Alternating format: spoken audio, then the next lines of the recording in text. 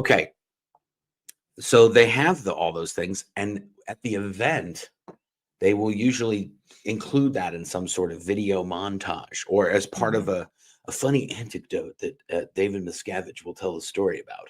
And they'll say, like, well, the city of Keokuk was experiencing horrible crime and all this upheaval and da da da da da.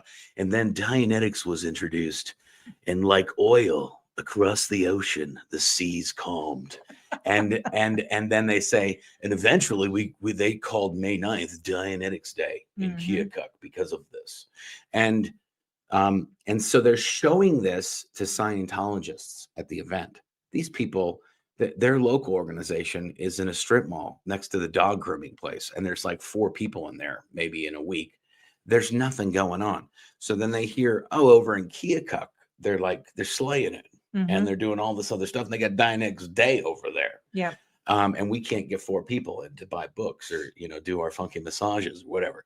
So they use that to prove to Scientologists that Scientology is expanding and all these things are happening. And so it gives this apparency within Scientology. And we hear this from people that are talking to us today. Scientologists that are under the radar, or they left, but they didn't tell anybody or whatever.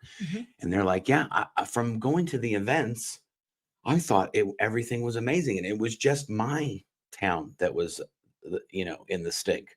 And so then when you get, and that's the reason why they don't like the SPs talking to each other and talking to people, because they go, oh, wait a minute. It wasn't just my org that was always empty and there was nobody ever there. Yep. As the saying goes, loose lips sink ships. Yeah.